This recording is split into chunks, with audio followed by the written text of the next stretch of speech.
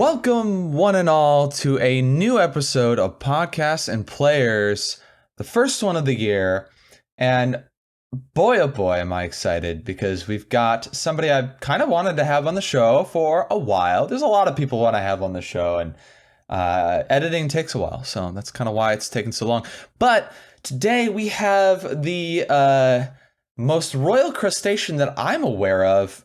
He reads Reddit stories and reacts to these stories on his channel. They're almost always D&D horror stories. He has his own Reddit where you can share your own stories or share some that you happen across. You can find him on Twitter as well. Please, everybody, give it up for CritCrab. Hello, everybody. It's CritCrab. Hey, I'm a crab. Let's go. Hell yes. I am very excited to have you on. We just so everybody knows, we just went through an hour-long journey trying to figure out how to fix like an automatic microphone recording gain issue. We went everywhere else but Zoom, which is what we're recording on. So we're off to a great start. How are you doing, man? Me, I'm doing pretty good. Just doing my thing, making the videos, reading the Reddits, eating the random objects I find on the beach. Crabs are omnivorous creatures, after all. You gotta take what you can get when you're in the middle of the food chain, like you guys are. Yes. I know a lot of people have been waiting for this interview, and by a lot I mean my girlfriend, who is a fan, I must say. Oh, nice. Yeah. I introduced one time, okay, so she hasn't played D&D as of recording this yet, but knows obviously I'm very much all about it. So I was showing her some of the people in the community, like Dingo Doodles, and then when we happened upon some of your videos, she really liked your videos. So the next thing I know, I come into the living room and she's got you on the TV while she's working. Oh, that's great. That's amazing.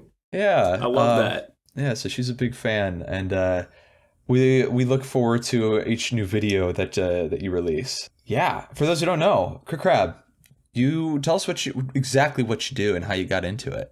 All right, so let's start with how I got into it, because that will answer the other question too. So I was just chilling at the time. I lived in a van in the middle of the desert. I was just, like the Boxcar Children or something. That was me, except with the van. And, I was just doing my thing, playing D&D, reading Reddit posts, whatever. And I kind of happened upon r/D&D. Now, this is when I was slowly coming out of, my r/memes, dank memes, Redditor phase, whatever, it happens. So I found that there's a subreddit for D&D, which I, was a huge fan of. I played a ton of. Mm-hmm. And from there, I occasionally found people sharing their little stories or whatever, which dragged me. I kind of found my way through the pipeline to r/RPG horror stories. Now, I had experienced some less than, I have experienced my own problems with D&D games before, with other people or with myself. So I found a lot of them relatable, oh, whoa, other people also make these huge mistakes too. It's not just me or people I play with. Right. So, right. I was hooked on that subreddit like crack for weeks. I spent weeks, right? Because that's what happens with me. I find a new subreddit or online thing and then get obsessed with it for a couple weeks and then drop it. When did you start doing your videos? I should have researched this. This is on me for not knowing, but yeah, no, I'll tell you. I gotta say, about 2 weeks after I found that subreddit, I was already making videos. I was making videos a few days before sorry, one sec. The timeline goes, I found r/RPG horror stories. I finally make D&D videos. I've always wanted to do that, right? And I just started. So I was going to make what I wanted to make at the time, which I still think there's a good market for. I just haven't gone back because I found what works for me, right? I was gonna make bite-sized D&D content, just 5 quick quest ideas with little flesh like or 5 NPCs or 5 magic items and just kind of build all the lore and everything surrounding it and put it in a palatable small chunk videos. Yeah. So that's what I was going to do. At one point, I'm trying to do my thing. I have something to do. I can't read on my phone. So I thought, cool, I'm just going to listen to RPG horror stories on YouTube. I'm sure they're there. Mm-hmm. And I don't find them. Okay, there are 2 Reddit channels. Like, those Reddit channels, like, you know what I'm talking about. I think I know of one specifically where the guy sounds like a paid voice actor. Like, it's not even his channel. He's like paid to read the stuff by somebody else. Yeah. I don't know if you know what I'm talking about. I forgot what it was called. But he sounds like this. And he always talks like this. Blah, blah, blah. He's wait. I know who you're talking about, but I don't know the name. But I know exactly who you're talking about. People who are watching or listening to this, you've probably come across that channel. It's not terrible, but that guy definitely like has a way of speaking that sounds very, practiced, I suppose, to speak nice. He's probably a really nice guy. I don't know anything about him. Yeah. What was I saying? Yeah, no, it's just around that time. So yeah. I found like that channel made one RPG horror story video. Illuminati, another amazing channel, made one video. And it's like, I'd watch the video and be like, hey, I want to see more. And I don't want to have to run through 15 different channels to find what I'm looking for. And I never did find my RPG horror story channel that I could just watch. So I didn't think it was going to take off the way it did. But I was like, I guess I could make the video then. So that's what I do. I get my laptop. I use my microphone laptop, right? Mm-hmm. I sit down and that's just kind of what I'm doing, right? But yeah, no, my first video blew up. My first RPG horror story video blew up. So I kind of figured from there that I might as well just keep doing what I'm doing. It's working. I don't really need much variation. It's something I've kind of come to regret a little bit because it would be nice if I could make more types of videos, but I'm kind of pigeonholed. But again, it's not a bad thing. I still enjoy what I'm doing. Still really good. But yeah. I mean, your channel is now pigeonholed as like CritCrab, but I mean, if you wanted to do something else, like, and you could start a new channel with a different name and then advertise it to the interested people who follow you, like, hey, this channel's still going to be Reddit horror stories, but now I'm going to branch off and do thing B. And then I really think I could do it. I have a lot of content. I've written several videos that I just haven't released yet, but they're still D&D related. And I think my audience would like them, but it's just a little bit of self-consciousness that's keeping me from clicking the public video, like the, dragging it out of private, and moving it into I'm still holding on to a little bit of, I still have some reservations about it, but one day I'm going to do it sometime pretty soon. I don't know when. Now, what should I say? As for when I started, this would be mid 2019. I think it was May 2019. I searched it while you were explaining, and we started around the same time. Like, I made my first video right at the end of like 2018, or near the end. Yeah, so we've been doing this roughly the same amount of time, it seems.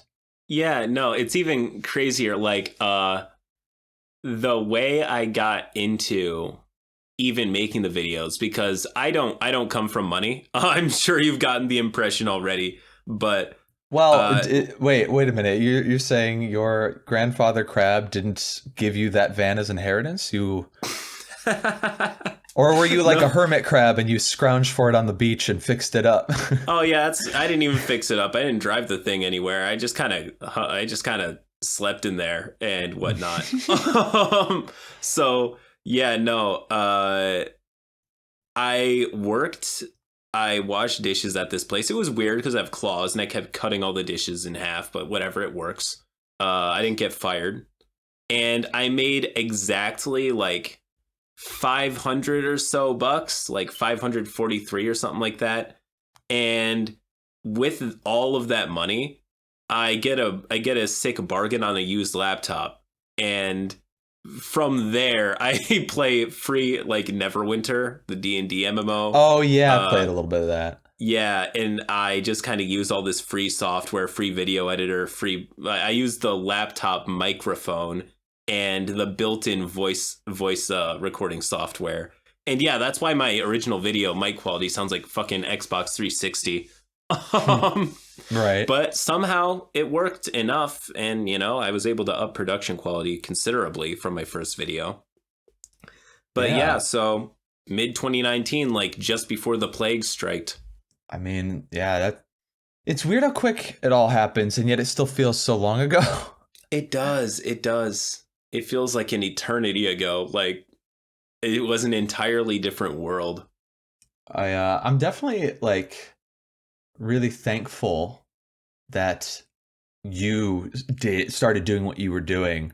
Because if there's one thing I've talked about you in a past episode with Brogan actually, and I briefly talked about you because we were talking about how like he kind of invested, he took out a business loan, and like invested in his own like channel as a business and just did nothing but make videos about Pathfinder and stuff.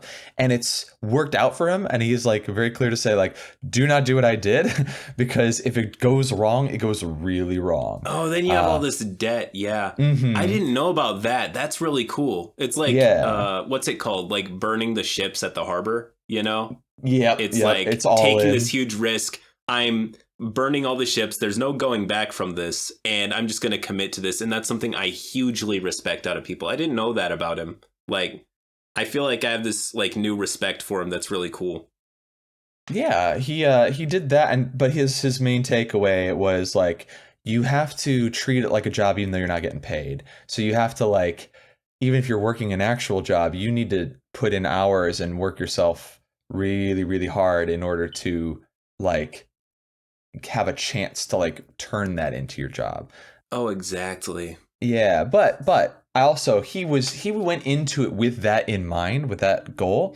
So what we talked about in relation to you was like what is a sustainable way to make videos, and we both mentioned you as like the golden like example of sustainability because first of all, horror stories will continually be generated just because people are shitty. It'll just keep happening. So you've got basically no end in sight with that. You've kind of got your thing. And the best part, I think personally, is that you actually go to the trouble of editing and reading the stories. And you even give your takes on it. You don't just like put it through Microsoft Sam. You know what I mean? Oh, yeah. No. I hate that shit. Like, you actually narrate and then give your take on a thing, which is like, that gives you like people a little bit like of who you are and how you feel about a thing, Mm-hmm. Yeah, exactly. Like, I was tempted after I heard how abysmally bad my microphone was. I was like, I'm just going to use like the Microsoft voice. That's what I'm going to do. You were close. Oh, it's so funny. Like, I might have ended up doing it if I had the slightest grip on how that technology worked. Because I'm not the most, I think I've learned a bit about computer stuff, right? Mm-hmm. But even now, well, especially back then, I just did not have a grip on how to do it. My first videos are not edited really at all. Like, there are a ton of blunders and mistakes, and I have to correct myself like 15 times. But as time went on and I got better at recording this stuff, I was like, well, I guess this is what I do now. Now I got a better microphone set up and, I guess I'm not using Microsoft. And I'm really glad sheesh. Holy. You got it. Yeah. But yeah, it's something I very well could have done, but didn't. Hey everybody, Shane here from the cutting room floor. CritCrab and I talked for a very long time, and we decided to cut out a chunk from the beginning because we went on a lot of un-D&D related tangents. However, they were pretty interesting, so if you want to check out the tangents that we went on during the beginning, you can go to my Patreon, Cool Boy Shane. No tears, just you can give whatever you like, and you'll get access to not only that Patreon exclusive, but also the other Patreon exclusive chunks of interviews that I did with other guests. The link is in the description if you're interested. But with that out of the way, let's get back to our conversation, and I'll let CritCrab introduce us to the main topic of the episode. This is something that it's been especially bothering me for like the past few months. Is what makes something good? What's considered good on one corner of the planet is not on another. So is there some sort of objective morality that all humans share? Or so interesting that we're talking about good and evil. This is a topic that has come up multiple times on the podcast. We talked about it when RuneSmith was on, who, Logan is all just a very philosophical dude. But in the world of Dungeons and Dragons, alignment, at least in the older editions, is baked into certain creatures. Like, beings from the outer planes are beings of alignment a lot of the time. So, like, if you were, it has been said before, like, if you were to take an angel, which let's say is like a lawful good being, and that angel, for whatever reason, turned into lawful evil because they were doing lawful evil things, they would change. It would no longer be an angel or a celestial. By definition, they would have to change to become a devil or fiend. Because that is a being of lawful evil. Because they're outsiders, I guess. Like, that's sort of like the idea, but I don't know. Not everybody subscribes to that sort of mythology or mythos. Right. And the idea of like good and evil in D&D as well is like contested when it comes to just intelligent creatures, right? So here's something, actually. So back when I played Pathfinder, there was a player that liked to play a paladin, and I used to call them lawful stupid, not lawful good, because they would detect evil, okay, right? They would use that, and then they would detect like a thief, for example, is evil. Right. But then they'd be like, I'm going to smite them. Like, what, you're going to murder them? Oh, yeah. That's not good, though. Like, bringing them to justice, maybe, for being a criminal would be good, but smiting them because you detected evil on them? Like, first of all, you don't know their story. And, evil, essentially, in at least in the game terms, is selfishness, as a general, like, way of life, right? Whereas good is selflessness, generally. Right? So if you're really good, you're doing stuff for others. To kind of answer a question that you asked earlier, like, what is good? Usually something for the benefit of others and not yourself. And then selfish would be for the benefit of you. Now, a lot of humans would fall neutral because they do a bit of both, right? We're very... Yeah. Like, a lot of people don't commit to an idea of selfishness or selflessness, for sure. Yeah, and a lot of people justify being selfish in certain like instances, and like sometimes it makes a lot of sense. Oh yeah, good and evil are kind of extremes when you think about it. Like, neutrality is the it's like a bell curve. Like, most people are falling somewhere in the middle. So like, that's one of the big reasons why. Besides the racial implications, the people that have a problem with making orcs or drow or any of these races inherently evil is like, but that's not how people work. If you want to say that about outsiders like devils and angels and stuff, that's kind of a bit better because it's baked into their mythology that they are beings of these alignments. So it's like, okay, sure. But like, drow are just elves with dark skin. Doesn't look too great to make them universally evil. You know what I mean? I can understand the idea a lot of people get from that, yeah. I didn't mean to go on such a long tangent, but there's a lot to unpack there, Yeah, there is so much there, which I recently discovered because I think in my last video, or the video before that, no, it was my very last video, it's titled something like I was called racist for fighting the bad guys. It's very interesting because at one point it reminded me of, because that like the DM says like these guys, like the player, somebody says these guys are evil, so I'm gonna kill them, right?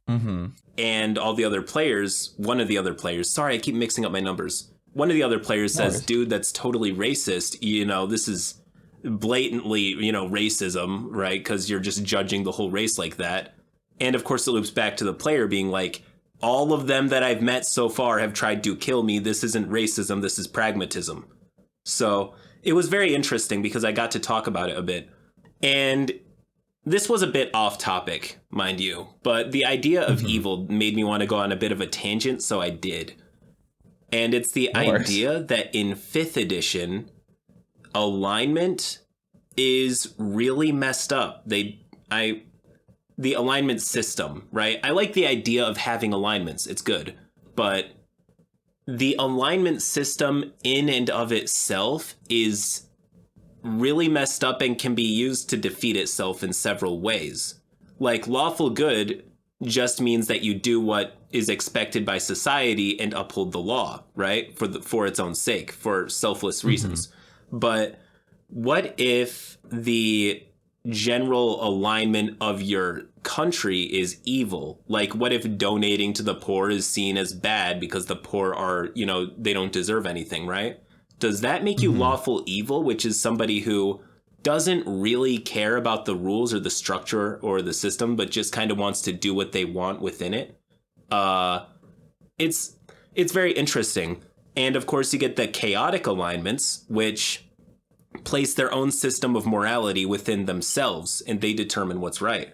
So it's like, then wouldn't every one of them kind of be chaotic good? Now, what's interesting is D&D does kind of tell you in older editions, 3.5, I believe, they told you what you could expect from each alignment, like senseless killing or selfishness or whatever. Now, there are arguments that the alignment system can be better imposed on the players in this way or another. But it's just really easy to exploit. And on top of that, given that every player's world or experience in D&D is going to be slightly different, what is justified in that setting is going to be slightly different as well. I think that the older alignment system, I'm not quite sure when, it was a slider. There was lawful and chaotic. They didn't really have this good or evil thing because it was really easy to loop around and mess with, and, you know, it's just weird. So they had lawful, which means you were on the side of structure, order, and rules, and chaotic, which meant you were more on the side of individuality, personal liberty, that sort of thing, right? Yeah. And I think that was a slightly better idea, because making the alignment system the only piece of objective morality, like this is right, this is wrong, making the alignment system tell you that it gets really muddy. It gets into really muddy waters. And some people in my comments told me, like, well, objective morality comes from the gods in the game, not the alignment system. But the gods don't even really agree with each other, and they're not exactly omnipotent either. So I don't see... Yeah. The gods in D&D are not God with the capital G in the Christian and Jewish and Muslim... Abrahamic, really. Yeah, exactly. Like, So here's how I personally feel about it, right? I play some Pathfinder 2nd edition, and one of the ways clerics are kind of structured in that is gods have tenets, very similar to like the oaths of a paladin in 5e, that just uphold these tenets, and then you're kind of free to do whatever the fuck you want to do. Like, you could that makes follow... sense. I appreciate that. Yeah, I like that aspect. One of the other things that Pathfinder 2nd Edition has as well that I'm not a super big fan of is that they actually have good and evil damage. Like, alignments are actually like energies, kind of. And I don't really care for that. It's used generally on like outsiders and stuff, but like I'm not a fan of that because, again, I believe, as is the reality of our world, that people are nuanced. We have behaviors that are good or evil or lawful or chaotic, and we can mix and match and kind of do everything, which makes a person generally neutral. But like, if you, for example, generally do good behaviors, right, things that could be described as good, that would probably make you in general a good person. For example, like if I'm playing a rogue and I'm stealing shit all the time from people who might deserve it and people who might not deserve it, I might be chaotic neutral in general. But that doesn't mean I've never like freely given something to somebody out of the kindness of my heart. Doesn't mean I'm not capable of good things, and a DM shouldn't be like, you're acting out of alignment. Like I'm not like a from the plane of Mechanus, you know. I'm not like right. You're not like bound. Entirely. Yeah, you get it. Yeah, exactly. That's just one of my disagreements with I think that there are cool alignment systems. I agree. I think that there are ways to do it that makes sense. But I also think maybe it should be like Knights of the Old Republic, where things you do kind of shift your alignment here or there. Or maybe that should only be employed, because that also sounds really tedious now that I say it out loud. Maybe alignment should only really matter to like paladins or people whose class or race it hinges on their alignment. Like, you know, angels, or like you mentioned earlier, like the angels that need to be good or else they lose their ability to be an angel, or paladins who might lose their favor with their god. Though I do prefer the tenets idea. That makes a lot more sense. Generally, like I consider alignments only viable on things that are not player options. In the sense of like, okay, I'm going to get into necromancy a bit. Because yes, that's going to be really interesting to hear about for sure. Yeah, I love necromancy. I've talked about it before. One of my philosophies about how it would work in D&D and how I generally rule it. In the multiverse structure that comes with the player's handbook, I think it's in that. It might be in the DMG instead. You see all the planes. There's the outer planes and then the inner planes and stuff like that. The material plane is in the center because it is composed of things involving everything, right? It's a very kind of anything goes here, right? But you can also see there's like two shells that kind of wrap around the whole multiverse. There's the positive plane and the negative plane. They don't really explain what these planes are. But in Pathfinder 1E and I believe in 3rd edition, they explain that negative energy and positive energy, or I guess in 5th edition it would be radiant and necrotic energies, are channeled through those planes. Those planes essentially provide two different sources of energy to all the planes that are within them. But they're hemispheres, so the top half, you know, only calling it top because it's known as the upper area, right, yeah, is the positive half, and then there's the lower half is the negative plane.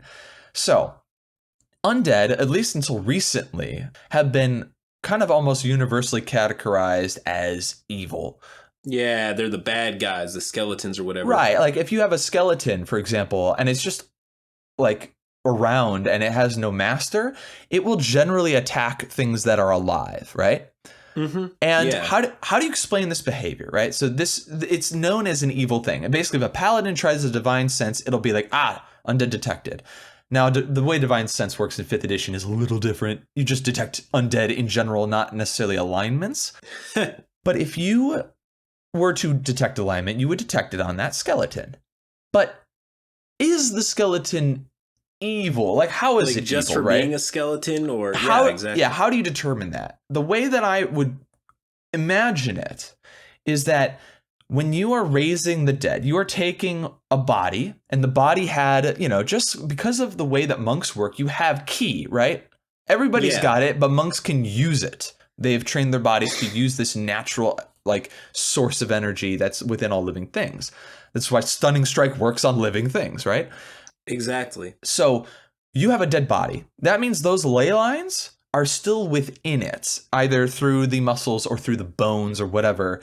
And so when you raise a skeleton, you are replacing the ki with negative energy. And it is then bound to your will, so you can choose what it does, where it goes, right? It is not alive again. The creature that, like the soul, the being that resided in that body has passed on. Mm-hmm. But you are using that what is left and replacing it with negative energy to make it walk around and attack, or do things for you. However, just like with an elemental, elementals are taking elemental energies like fire and cold or whatever and giving it form. It creates consciousness out of just pure energy. They're not aligned necessarily, but like if you lose control of a summoned elemental, it goes hostile and attacks because you're using magic to make something exist that normally by nature would not exist, at least not on the material plane. So it becomes hostile and attacks, but it's not known as evil, right?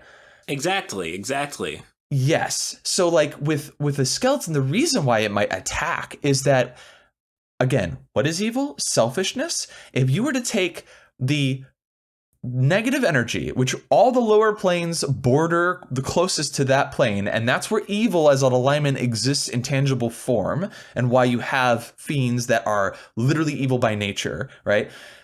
Maybe selfishness given consciousness, or like negative energy given consciousness, manifests as what we know as evil.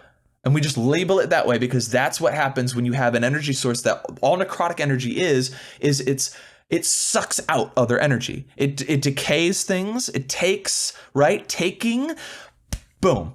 Give that consciousness, and taking is exactly what selfishness is. Whereas radiant energy is like in a burst. It's like a lot of energy, right? Yeah, it's like inverted necrotic energy. Right, like radiance can heal and can sow life, but too much can burn and destroy a living thing. Like you can overflow something with radiance and kill it. That's why Smite Evil's great. You could smite a good creature as a paladin. Like you can absolutely use radiant energy to kill a good creature. Being good doesn't make them immune to that, just like being evil doesn't make you immune to necrotic. The actions themselves can be characterized as these different things, but like the reason why most mindless undead are evil when they ping on like a detection is because negative energy is what's animating them, and giving that consciousness means that they are by default evil. It doesn't mean that they'll only do evil things. If they're being controlled by a wizard or cleric, they can tell them to do good things. So you could do something that's seen as evil for good reasons.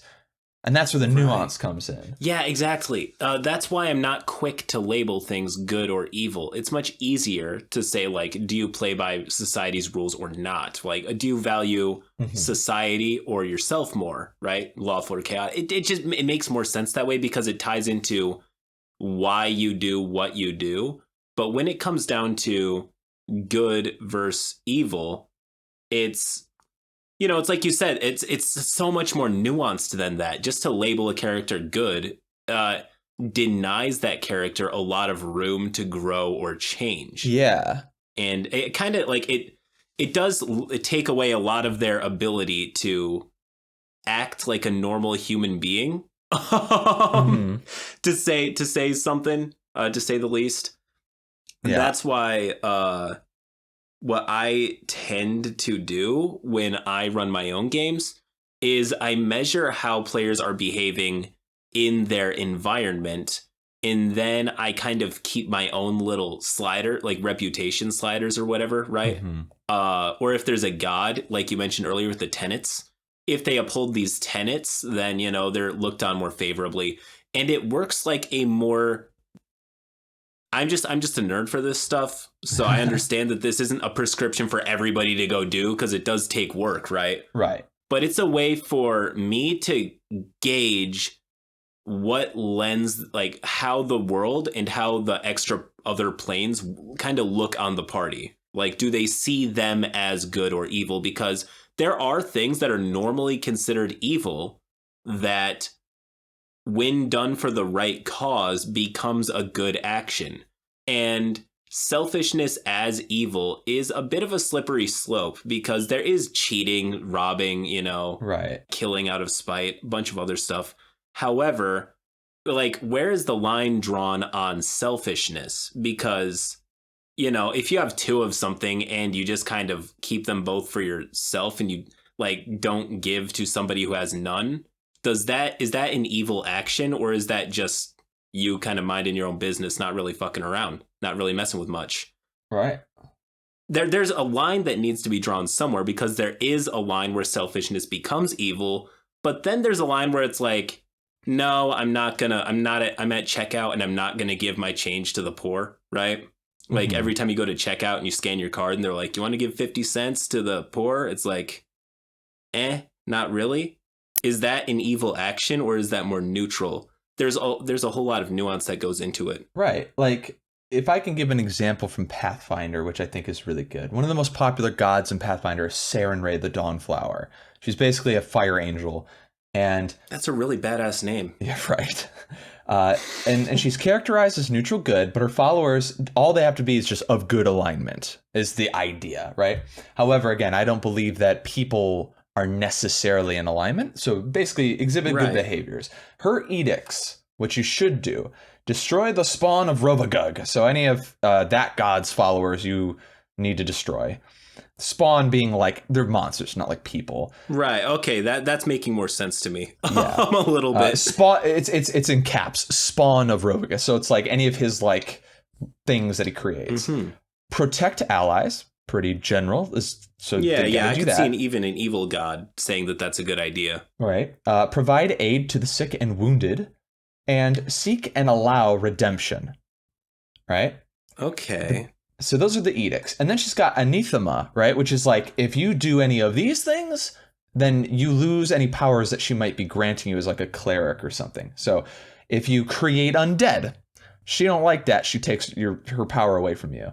If you lie, just straight up lie, doesn't even white lies, like don't lie. Oh, just like do not say anything that is not like that is inherently untrue. Yeah, do not deceive people with lies, right? Like that's what I'm guessing. If you just don't say anything, I guess she's not about like sneaking around and the sort of like diplomatic or political type stuff. So if you're a follower of Sarenrae, you're not subtle.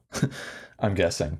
Right. Do not deny a repentant creature an opportunity for redemption. So don't like execute someone who wants to repent. Right? Okay. Yeah, that's really interesting. I do have a question. Just sorry to interrupt because this is interesting. I've not looked into Pathfinder too much, regrettably, because I know it's an amazing system. But when it comes to do not deny a repenting creature redemption, what would a player do if, say, a creature's like, dying or whatever, repenting, whatever, they have a chance to strike them down, but they have a big like gut feeling that this person's being insincere, something you can't prove, but you're like, this guy just wants to get out of me killing him so he can turn right back around and start attacking people. Does the god judge action or intent more, do you think? Well, the last anathema is if you fail to strike down evil, that is also seen as anathema too. Or anathema. Okay. Anathema? A word. I don't know how to pronounce it. So essentially, if, as a follower, if you are convinced that this person is like, if it's a person, right, and you think they're lying and they want to hurt people, but they express that they want to repent, I think because people aren't necessarily evil, you have to give them that opportunity. You need to seek and allow redemption. You got to believe that people can become good because that's what Sarenrae is about. Okay. But the big thing here is that Sarenrae is not the god. This is a sentient being who is a god because she is immortal and has lots of power, but is not all-knowing and all-powerful. There are other gods that compete with Sarenrae, and these are just this is what she's about, right? Mm-hmm. Yeah. That is why it gets a little bit muddy when you call creatures gods, because generally in the most popular sense of the word, right? Like the Abrahamic sense that billions of people subscribe to. Mm-hmm. God is, omnipotent, all good, right? That's what they generally believe. And God is the highest, the highest possible level of goodness and omnipotence. So when we talk about D&D and like a pantheon of gods, it is interesting because there's always that bit of clarification that comes with it when you talk about a certain god's morality. It's like, oh yeah, this is just their take. This is what they think is good. This is what they believe in personally. I don't know. I don't say that to mean anything, and it's not a critique of the game. It's just it's not even a critique of the usage of the word. It's just, it does confuse people when we start talking about morality. So it's just a bit funny and not fun, you know. Yes. You know what I mean? Yeah, I think you kind of just have to be very general about it when you're running a game. You know, like you can't, if, for example, if someone claims to be a good guy, maybe they're playing a paladin, oath of like devotion, you know, the classic lawful good paladin, Right? And an enemy, last enemy, like a gnoll, for example, is running away. They've dropped their weapon and their back is turned and they're running away. And the paladin throws a javelin or rushes up and smites them essentially and kills them. Now, as a DM, I would rule that this is not this does not follow. You're not following your tenets as a oath of devotion paladin, right? Right. Oath of devotion wouldn't do that. They Right. might capture them and knock them out. Much more benevolent, usually. Yeah. If you're oath of conquest or oath of vengeance, okay, yeah, sure, no, that would make sense. You would totally do that. Yeah, exactly. But I would be a stickler about your oath, because if you're gonna play a paladin, which is a very powerful class, you need to stick to those role playing things. That's what it's kind of about. Absolutely, yeah, no, because if you take a class as powerful as like a cleric or a paladin, like they are meant to be powerful, but they're also meant to be bound by their oath or their rules. Like that's kind of what reigns in their power. They can't just use it willy-nilly for whatever they see fit. Right. That's the main thing. Like a druid who doesn't give a shit about nature, I'm going to say if they, for example, are destroying nature or they don't care, they're not defending nature. If they try to like commune and get their spells back, I'm going to say you don't get your spells back. For some reason, when you try to commune with nature, your connection is severed. Which means, like, you know, and if they were like, what? That's bullshit. It's like, no, you're not. Your heart isn't in it. You're allowing forests to be, or something. Yeah, exactly. Like you're allowing nature. You're not doing what a druid would do, which is to protect your domain or nature in general. Like, you're maybe, like, for example, someone's playing a druid class, but then they're like taking bribes from the king and they're just allowing deforestation to happen in their domain. Like, you're going to lose your power. Sorry. Oh, absolutely. You know, in one of those kinds of campaigns where a lot of responsibility is put on the players, then yeah, absolutely. That is I would even say like a moderate amount of responsibility is put on the players. Then yeah, I think that's absolutely a really good idea. You know, kind of, I don't tend to go that far with like new players who just kind of want to hit goblins and, you know, run around in a dungeon smashing shit. You know what I mean? Yeah. But when it comes to a really in-depth campaign where you want to explore these characters and what they stand for and what they do, it's really interesting to introduce consequences. And, you know, more experienced players love this stuff. They love the responsibility that they now have. Like, oh, I'm going to be held to act in a certain way if I assign my power to something that, you know, isn't me, right? Like paladin, cleric, druid. Right. They draw power from external sources. So it's like, oh, if I'm getting power from something that's not me, I got to play by something that's not my rules always. Right. Of course, it helps if they're personally aligned that way, but I don't see the taking away of power from players as a always bad thing to do. Yeah. I think that there are lots of times when it's really super justified. The only reason I went on this tangent a little bit is because I suspect my fans will be watching this, right?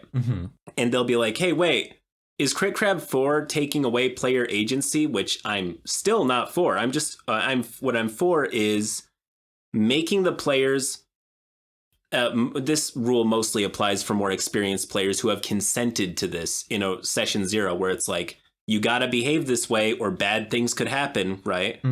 If you choose to play by this god's rules, you kind of need to do that if you want to keep your power, right? And of course, no damage that isn't reversible, right? Like you can become more, you know, you can realign yourself, right? But still, I do think that that is something that I've done. Like that's something that I've done, and it's really cool when the players realize.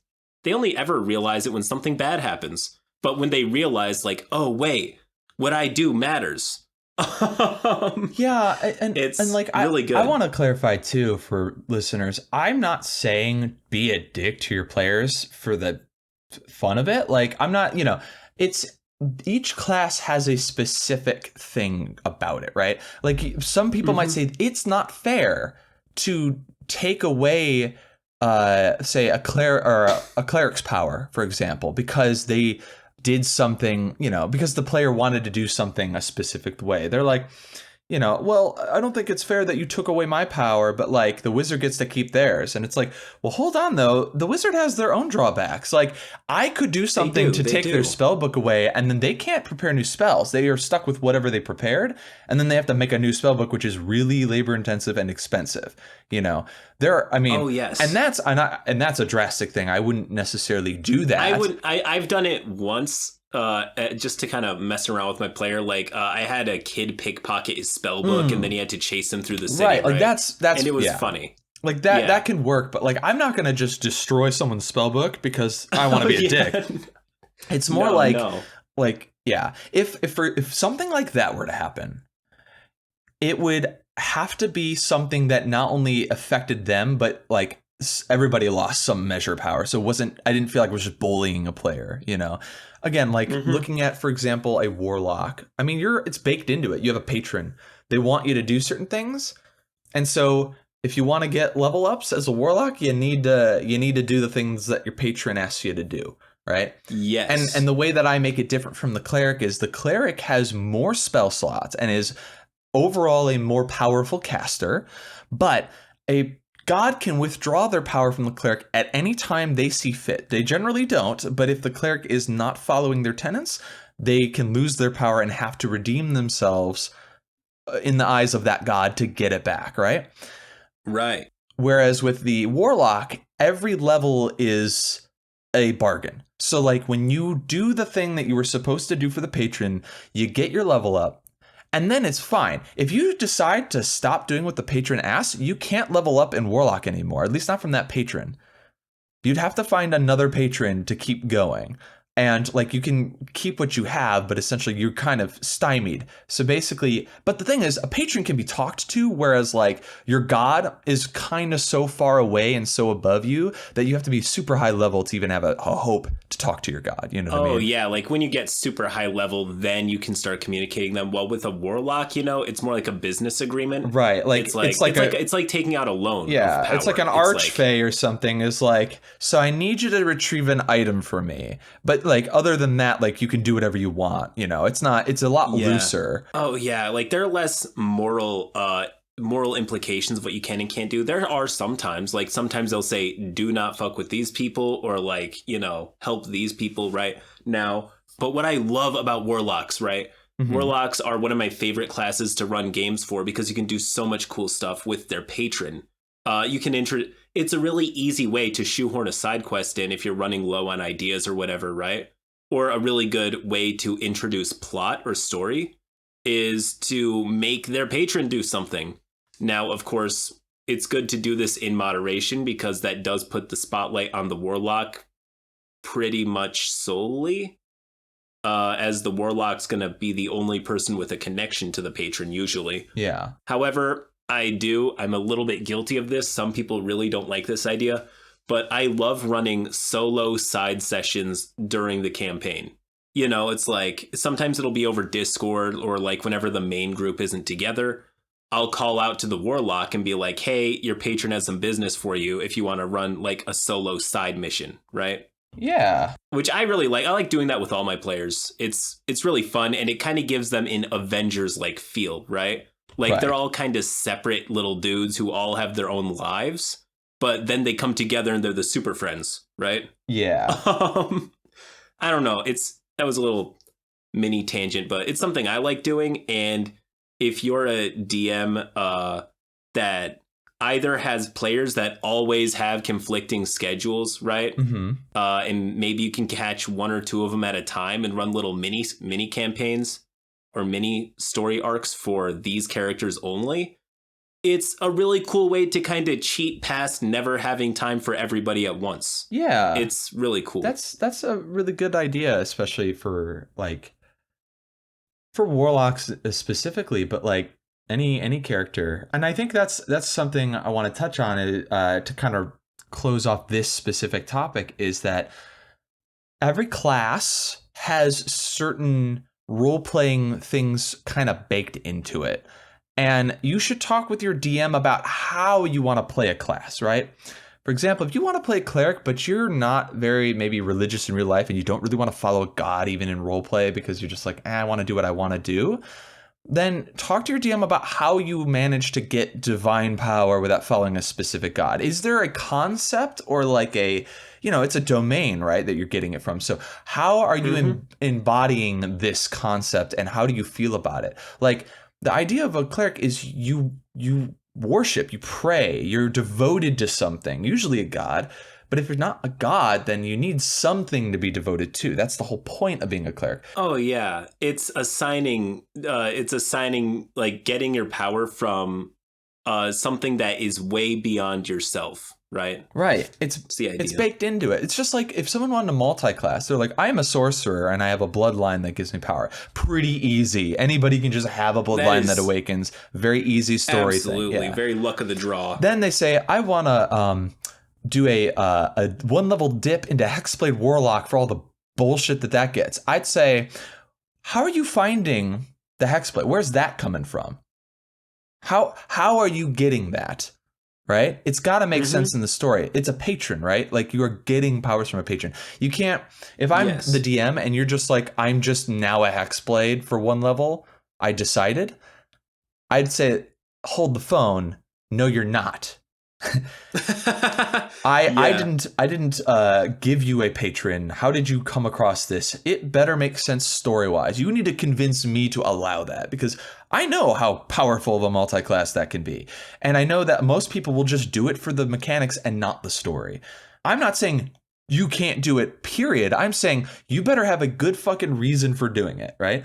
Oh, here's an example in my Curse of Strahd game. Somebody decided to multi-class in 3 classes.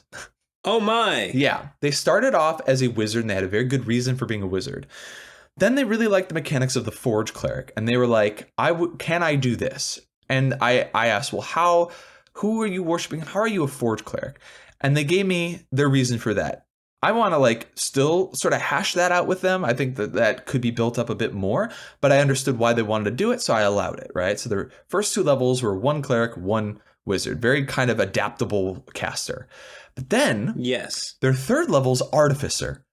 And it was because they met an NPC in the game who was an artificer who died and gave their infusions and stuff to him to now carry on their legacy so that their research isn't lost. And he's all about research, right? As a wizard person. Right, as a wizard usually is. And because they're already a Forge Cleric and they build stuff, they're like, I will take on the mantle. And they took a level of artificer. So now they're split 3 ways, which is a lot of the times really bad mechanics wise. It's you just kind of have a lot of low level stuff. Right. You can do a lot of different things, but you can't do a lot of powerful things when you do this type of thing.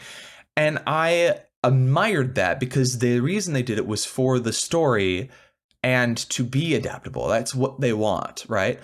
And so I really was like, you are taking a mechanical hit for the story, and I applaud that. So what I'm going to do is I'm going to give them, I think they are going to go 2 levels of Artificer. So instead of being a half caster, I'm just going to give them 1 full caster level to kind of keep them at pace with everybody else. Everything else will be the same, but they'll essentially get 1 more slot level than they normally would. Right. So they'll have 3 first level slots and 2 second level slots at level 3 instead of having just the 3 first level slots that you normally get. Basically, it doubles their slot power, and it makes it so that they're not feeling like they're not as powerful as everybody else, Yeah, definitely. That's something I really like, and it does very much depend on the tone and style of the game. I think you and I both, we enjoy a lot of deeper roleplay experiences, definitely. When I describe my campaigns, and I would say most of my games, one shots, 2 or 3 shots, mini campaigns, even some of my longer campaigns, I would describe as bloodier adventure time, right? It's kind of goofy, kind of memey. there is a story and it is really, important, but they're mostly goofing off and having a fun time, which I like. It's more whimsical, there's not too much consequence. However, I would say a lot of my games also have consequence matters a lot more. And that's when I would introduce more class restrictions. But what's really interesting is players can see limitations, especially the experienced ones, right? After they've kind of goofed off all that they were gonna, and now they want a bit more of a deep, rich experience. Yeah. They tend to take limitations and think they're really cool, right? Yeah. Like, oh, I'm working with what I have here. Scarce resources, strict, like kind of like with the cleric or the druid, right? Like, oh, I am bound by my oath or these rules, and I need to justify them to myself. And they think it's really cool. A lot of players, it's why we play games like The Last of Us, right? Where you have a very limited amount of bullets. And you're like, oh, I only have this much in my chamber. I need to act with that in mind. And I think a lot of players just love getting into it, right? It's not restriction for the DM's sake. Right. It's restriction for the player's sake in the game. Yes, absolutely. So I totally agree with that. That's the thing about the domains too. Like cleric, I said that you can have your powers taken away as a cleric, right? Yes. Luckily, the domains are not necessarily good or evil. They're tied to gods of different alignments and different tenets. So if you don't like the way one god does it, you can swap to a different god that has the same domain but has a cooler system to follow, right? Like you don't have to be only to... That's the cleric. Like if you're like, I want to be a cleric, but I want to be a shithead. I want to just be a bad guy. Guess what? There are domains and gods for that. And you can still be a cleric and get all these cleric powers. You can even use radiant energy if you want and still be a shithead, as long as you're following the tenets of whatever god that you decided to pick. But you just got to choose that limitation ahead of time. You got to know how you're going to play this guy. And if you need to change, talk to your DM and they'll be willing to like transfer you to a different thing, right? Like you can change as you play. Oh, I do think that a lot of players, you get this with newer players for sure, that have a very locked into the idea of like a Forgotten Realms setting, right? Like, oh, if I choose this domain, I have to follow this god, right? Which is not inherently true at all. It's just a lot of people take the Forgotten Realms and run with it, which is not a bad thing. It's a good setting. So yeah, no, absolutely. Ditto what you said. If you like a domain, it doesn't bind you to a certain rule set. It doesn't bind you to a certain god, I mean. And, that influences the rule set. You could even take like domain that seems benevolent and just find an evil god for it, and now you're like a hell priest. Yeah, right? like light, or something like that. The light domain is like, oh, that's supposed to be good, and generally it is seen as good because like light is radiance, and radiant is positive plane, and that's where all the upper planes are, which are the good planes. So yeah, of course you'd think that, but the idea of an evil being of light, like the spell Sickening Radiance is exactly that. It makes people sick, and you can blind people. Like can be used it's like, okay, for example, I have used the spell Inflict Wounds before, right? And it is seen as an evil spell because you're sucking the life out of somebody. Right, inflict wound, right? How is that more evil than fucking Fireball? Yeah, it's the language. It's the language that we come to associate with what we perceive as good and evil. Right. If someone dies as a result of your offensive spell, and that person was not a bad person or didn't deserve to be killed because they weren't harming anybody, like they were an innocent, then you did an evil thing no matter how you did it. It didn't matter that you used like radiance or sacred word to do it, or if you used like, a skeleton that you raised to do it. Like either way, that's evil. The act is evil. And so that exactly, makes you more evil than you were before. That is an excellent point. So yeah, like one thing I'm a fan of, you catch this in a lot of JRPGs and, stuff like that, is the darkness behind the light aesthetic, right? Like seraphs or like angels that are actually bad guys. And I just think that it's really cool. you usually get it in games that are like, rebellious or whatever, because they're also seen from a point of authority. But that's where you get the aesthetic from of like, what was it? Inflict wounds, or radiant evil, basically. Yes. I mean, it's the inverse of cool. the good necromancer, like the guy that raises the dead but uses them to like till the fields and protect the villages. Like those are good acts that are helping the community. It's just icky. Exactly. Yes. Yeah. Yes. One second. I just got excited. That's why I prefer using an order and chaos based alignment system, because it frees you from needing to lock things down as good or evil. It's like, the good necromancer would be chaotic. He would. While evil, radiance would be order inherently. And I just think that there's a lot more liberty. There's a lot more you can do with more of a, single axis slider. Right. I'm just a fan of that system since I've heard of it, because players can just say, oh, I am a paladin or whatever, I'm on the side of order, or I've already been over this, but you get it. Yeah, no. So let's shift gears. We've talked a lot about alignments. I think that's what I'm going to name this video: the D&D Alignments featuring CritCrab, because that's essentially what we've talked covered. A lot. We have talked a lot about alignment, but it's something that I found super interesting because lately, this is a little bit more personal, right?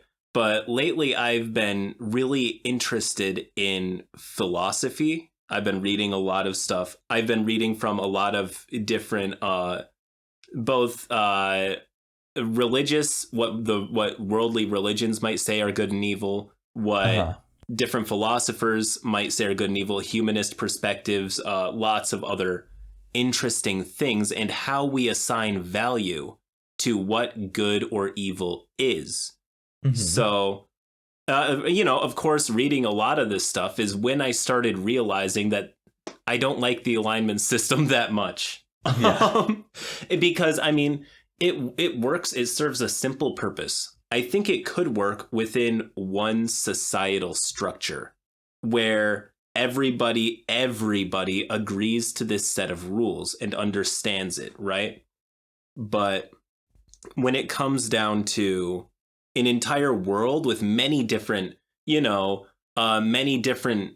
beliefs and ideologies and cultures, it gets harder to impose the same morality structure on all of them. It really does. Yeah. Especially when it's a 9-block grid. I understand also the idea of using the order versus chaos as your morality instead of good versus evil. Like, that makes sense. Generally, I like having both, but you just got to keep it general. Good is generally selfless acts. Evil's generally selfish. Order is generally in favor of, order and structure and keeping promises and being by your word, following agreements. Like, there's law, essentially, like following law, whatever that law might be. Maybe it's the law of your deity. Maybe it's the law of your tribe or your culture. Yeah. It doesn't even need to be, if you're a paladin of like a lawful good deity and it's like, don't lie, keep your promises, that type of stuff, and you go to like a lawful evil aligned kingdom, ruled by rulers who are generally like that, you don't have to follow their laws because it conflicts with your tenets. You know what I mean? Like, you have your own tenets to follow, and that makes you lawful, or more so lawful by nature, even if, because you might see this government as illegitimate. They are not doing what your God believes would be good for the people, and a change of leadership is in order, which means that you wouldn't resort to subterfuge and spying. You would be in open warfare against the government. You would say, I am against this government. I am out publicly because I cannot lie. I'm not going to like pretend I'm for you. I oppose it, right? Which might put you in danger, but you could lead a resistance and you'd still be lawful, even though you're doing what some might consider chaotic things. Ordered resistance, right? Yeah. Yes. I agree. I think that what it does require is everybody at the table agreeing on what good and evil is, which isn't hard. Most people have the same rough idea of what good and evil is, Yeah. Like, I would say most people have the same outline, but some people, it's like when it comes down to debates on what should or shouldn't be legal, then, or like how far you can go in this or that respect. Take capital punishment, for instance. Now, I do think that the ideas of lawful good, like you mentioned, it makes sense. The waters get a little bit more muddy when you represent one kingdom, like you're an emissary or an ambassador or whatever, and you're in a vastly different area. It's like, now are you chaotic because your laws don't apply here? Or, I mean, I guess there are neutral alignments, but it feels like kind of a cop-out answer, though maybe it's not. That's mainly my gripe, I think. I usually just kind of ditch alignment altogether and I've already been over that. Yeah. I mean, here's something, and this is also the only campaign that I'm DMing right now is Curse of Strahd. So, pardon me if I talk a lot about it for people. Oh yeah, Curse of Strahd's an amazing game. Definitely. Oh, it's my favorite. It's totally my favorite. A lot of people agree there, myself included. Well, I actually prefer Waterdeep Dragon Heist, but I would love to play that. I haven't played that yet, but I heard that one's really fun. But I was gonna say, like, let's look at, for example, Vampire Spawn. All right, my party just defeated a vampire spawn and met a vampire. So, like, these are intelligent creatures, and they are compelled by their curse of vampirism and their undead nature to feed on the blood of the living, right? Now, how you run vampires in your game is up to you. There's lots of different ways to do it. I mean, just look at Twilight, right? Clearly, not everybody follows the same rules for vampires, but yeah, and you can always like change it up for your games. The way that I generally do it for example, let's say you're a good character and you were bitten 3 times by a vampire and you become a vampire spawn, right? Mm-hmm. This is a forced change in alignment. You are now an evil creature because you are bound to the will of who sired you, right? Yeah. And you are compelled, your hunger compels you to feed on the blood of the living if your sire did not command you not to touch a certain person, right? So like, because you cannot choose to not do these things, you have lost your ability to make the choice to not do evil, which makes you evil by nature, even if you don't want to, even if it pains you, right? Like, you could be, for example, you could remember your whole living life, but the fact that you are a vampire spawn, it's like torture, and you might even beg for death when a cleric comes along and you're like, you've killed your loved one or whatever, and you're like, please just put me out of my misery. I can't stop myself, right? Right. You could still be evil, aligned only because of that curse, not because you want to be evil. So there are like examples of forced changes in alignment like that can be really compelling story-wise, as long as you're not like, I'm very wary of doing that to a player. Like, I wouldn't want to put that on a player because, like you said, takes their agency away. So you need to talk with your players beforehand if that is going to be something on the table. Right. Yeah, absolutely. Yeah. That does also, because this is something that I've had a little bit of a disagreement with as well, with how alignments are portrayed. I do agree with you that forced alignment change can work on NPCs or other important plot characters that are not the players. I think that can be a really cool, plot vehicle for sure.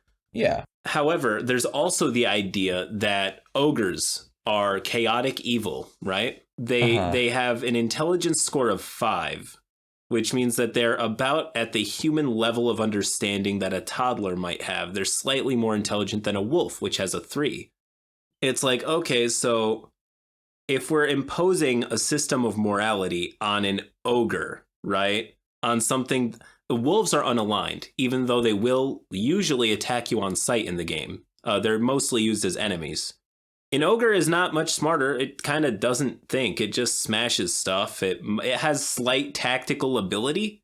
It knows a little bit more about smashing stuff and feinting or whatever.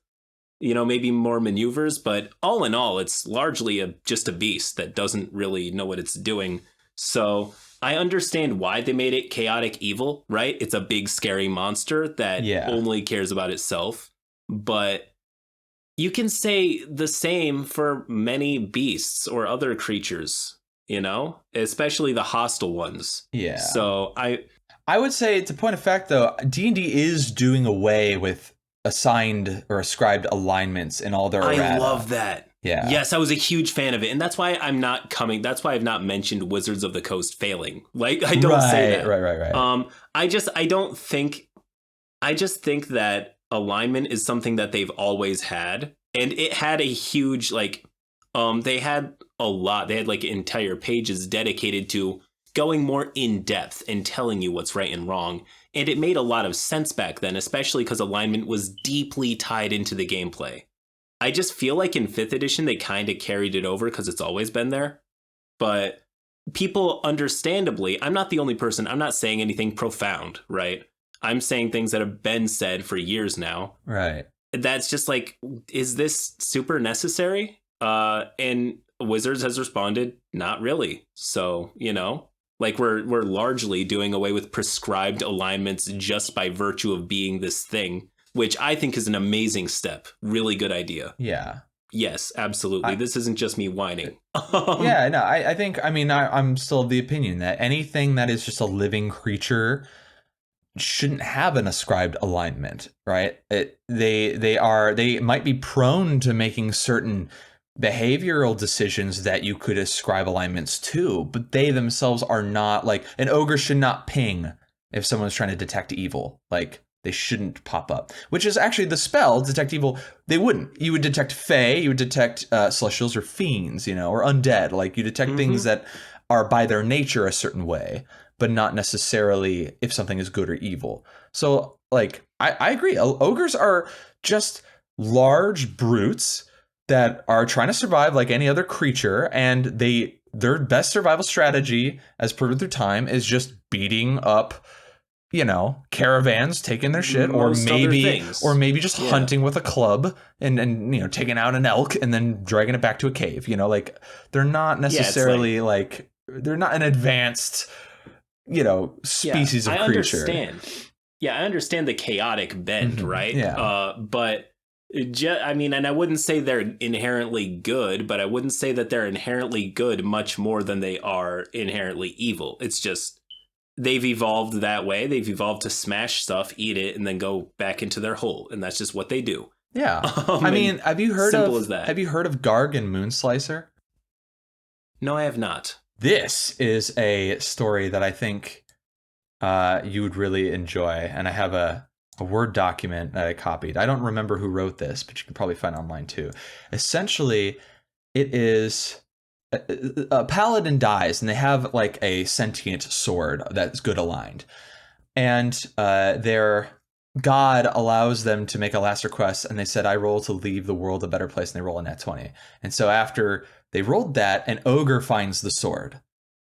And then it's written from the perspective of Garg, the ogre, and what they do when they find the sword compels them. It kind of takes over very much like a force change of alignment, compels them to do good acts until eventually they choose it on their own because they understand the benefit of doing good and how that is a better survival strategy for them than what they were doing before.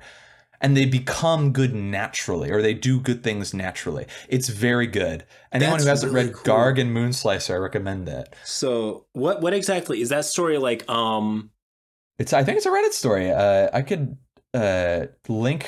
I would really like to see that. For people watching this now, maybe you have a slight idea of what a future video could be. Maybe gonna be looking through this. So I love the story. It's one of the reasons I love playing paladins. Yada yada yada. I'm not crying. You're crying. Okay, so it's a good freaking story. Oh, here it is.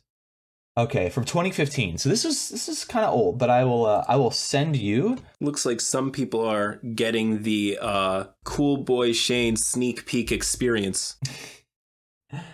This is it. Okay, 7 years ago. Control C. I'm going to send this to you.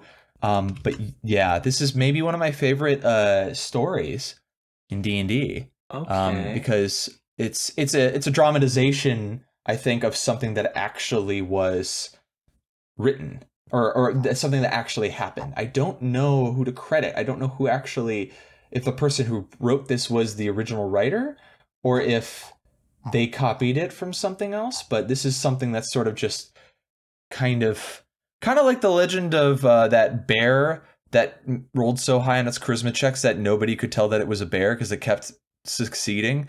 Um, Right, like, okay. yeah, Sir Barrington, I think, was it? Yeah, Sir Barrington. I did an animated video where I retold the tale of Sir Barrington. It was pretty funny. This is a very good little story. People can look it up, or they could wait in case you do end up making a video on this. But essentially, that's another example. It's the opposite of the vampire spawn thing, where it's like an item is forcibly, basically with an item though, an intelligent item, you make a save against it to resist it. And I would actually say if it was a player who got inflicted with vampirism, they would make saves too. So like they could resist the curse, but it would depend on it would depend on what vampire bit them. It would depend on what they're resisting. Like if they're just resisting the urge to feed, like I think that's a resistible thing. Oh, but yeah, if their definitely. but if their sire commanded them to do something, there's a magical sort of connection there that they would have to somehow break in order to be free of it. Oh, yeah. Like, Yeah. have you ever watched or read the book by Anne Rice, Interview with the Vampire? No, but I've heard of it. Yeah, no, it's really good. It's a lot of the plot is around this guy who gets bitten by this vampire, right? And he is trying desperately not to feed on people. And a lot of the story follows his struggles with balancing his humanity with his vampirism. I think it was really well done. I watched the movie and read the book, both really good, would recommend. But it's a lot of what you were talking about. Yeah, it's I do there's something more interesting about someone with vampirism resisting the curse, right? Yes. It's just like a lycanthrope, another great example of Chris Strahd. Like lycanthropes, there's usually a difference between like a born lycanthrope and a turned lycanthrope, and not all lycanthropes give, like were-ravens, for example, are or were-bears are examples of like lycanthropes that are not inherently like vicious by nature when they turn. They've got like other sorts of behaviors they're kind of compelled to do. Mm-hmm.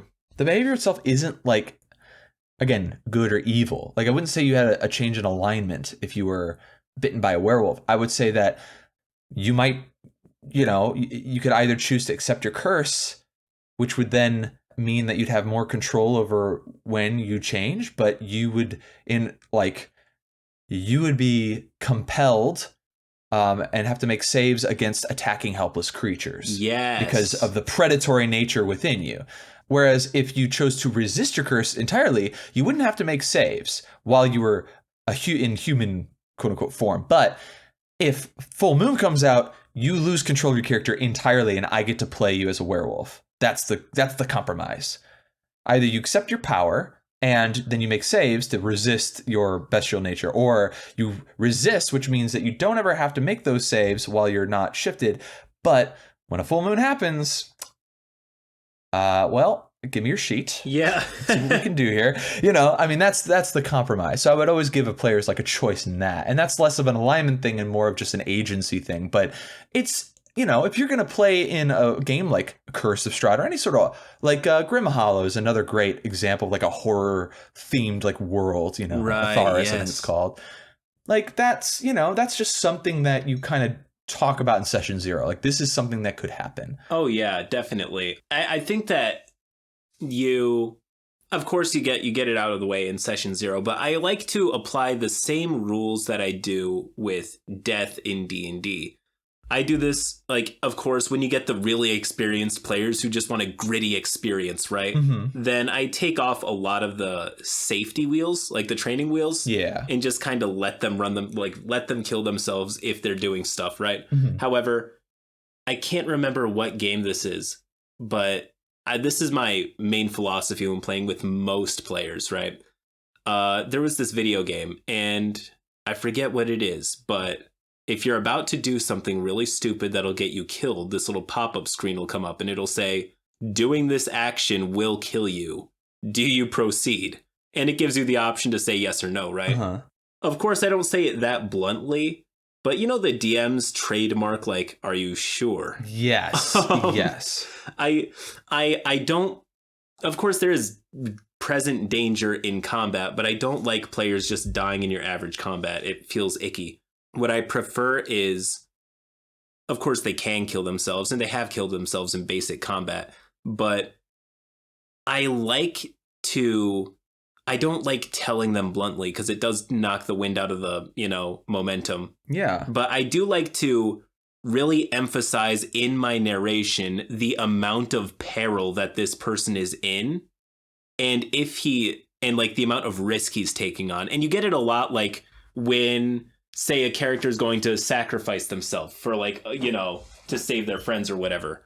I'll allude to the fact that there's an absolutely unstoppable, like I use total adjectives. Like I use adjectives that, I describe it in a way. I don't leave windows open for nuance or like a chance of survival, really. I just say like an unstoppable horde, right? Yeah. Or an undefeatable beast, right? Mm-hmm. And I describe it as like, there is no winning in this situation, basically. I say that without saying that. Yeah. And it does, watching the player, this happens very rarely. Usually they duck out of there because they know what I mean. But watching, and on the rare occasion where a player sees that and willingly takes it on themselves, is really powerful. It's just really good. Yeah. Usually they take that on because they see the benefit gained as more important than their character. And it's really cool. And it gives the player the choice, really. So I think that that's really good. I agree. I think I am not opposed to player death. In fact, I think one of the best things about D&D is trying to win, I suppose, against odds stacked against you, essentially, right? So like, yeah, nothing makes me feel lamer than when a DM nudges the scales and pulls their punches to allow me to survive. Oh yeah, no. Lethality is part of it. That. It makes the story more interesting, and I feel better when having defeated something that might have been or should have been lethal, that should have killed me, right? Like, oh yes, like as a DM, I am not going to be unfair. Like I said that my players met a vampire. That vampire was way higher CR than them. Could have, if it wanted to, probably killed the party. So of course I didn't make it hostile towards them, because that would be shitty and mean. That would be really dickish. That's rocks fall. That's all that is. That's like a mean thing to do. So they're aware that this thing is much more powerful than they are, and might have allies that they don't know about, right? And so they play carefully, and they use the rules they know about vampires to protect themselves. Like, it wanted to enter a building, and they were like, you're not welcome in here. And so he had to stay outside while he said his spiel, and then he left, right? So like, yes, that lets them know there are certain threats that are very lethal. They might not necessarily be hostile, though, and you know certain ways to protect yourself against them should it come to that. So it gives you this sort of like, there are these like risky entities, and you have rules that you can play by, and you can formulate strategies, which is what makes role-playing so much goddamn fun, because then you can weigh your risks. So if, for example, like if Strahd shows up in front of the party at this stage in the game, they ought to know they cannot kill him. Yes. Right? It's too early, and they're not high. They know, like, they probably couldn't even take on a regular vampire at the level that they're at. Eventually, they might be able to. But if he shows up, it should be very obvious. I shouldn't even have to really even say it, that they cannot win against Strahd. And if a character decides for the story that they want to like fight Strahd because they're like not insightful enough to know the danger they're in, I would not kill them outright as Strahd. I might knock them out with a backhand, and just demonstrate how like much of a difference in power there could be, or like could take them out of the fight in some way where it's like effortless for him. But I'm not going to take away their backstory and all the time that they worked on their character flippantly because they wanted to do something for the story. You know what I mean? Right. Yeah, absolutely. I think that's a really good idea.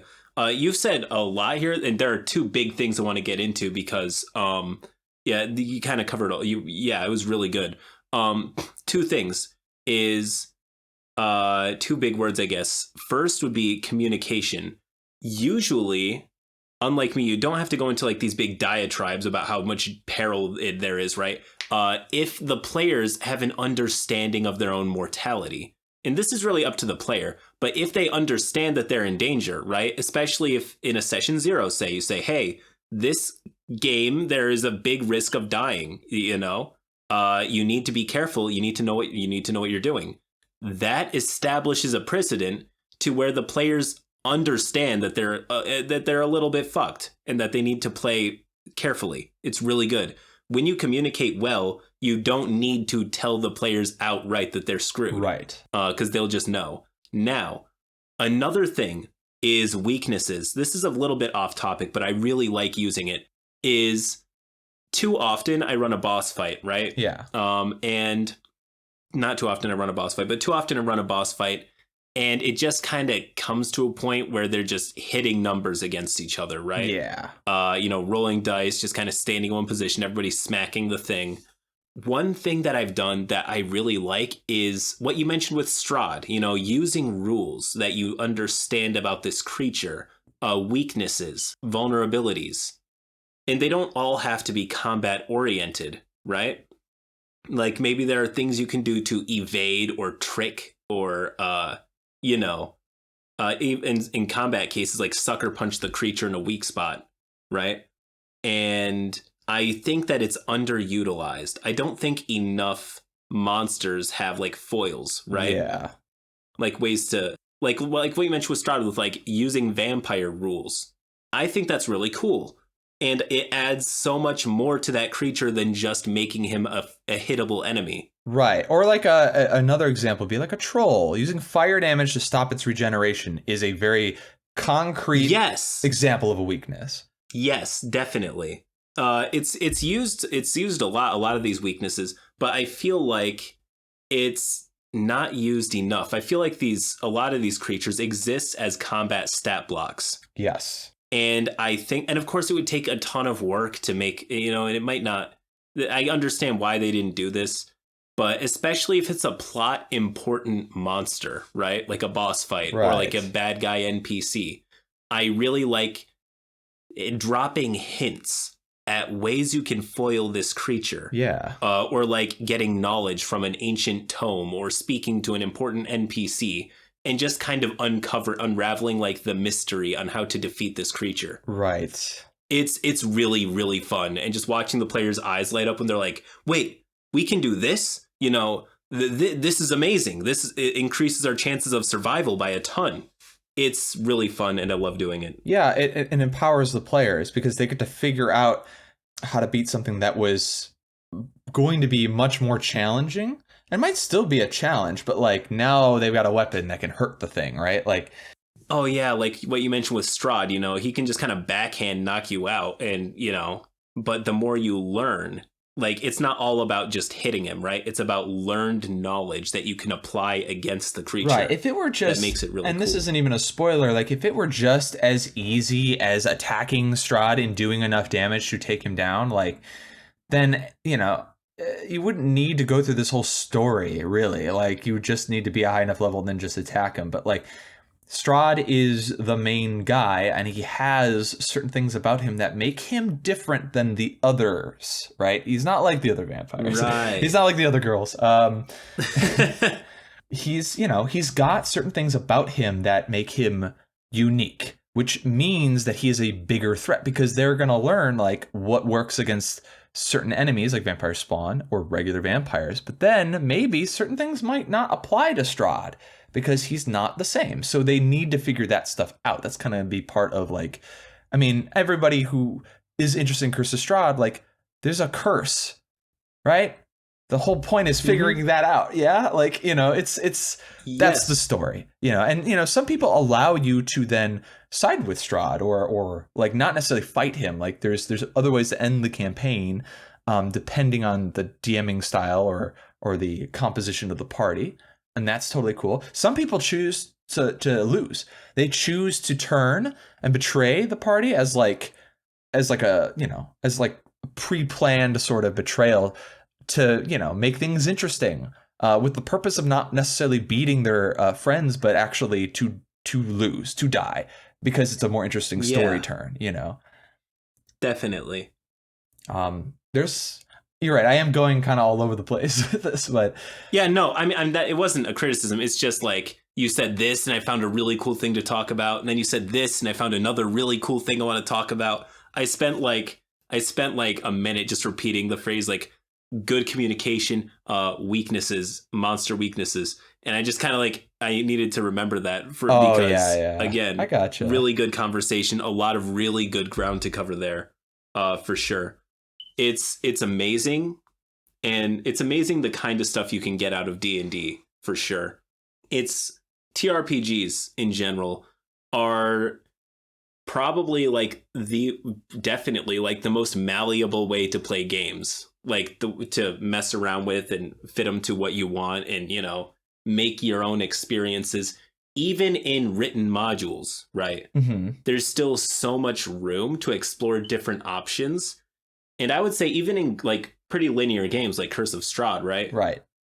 One player's experience is still going to be quite different from another player's experience.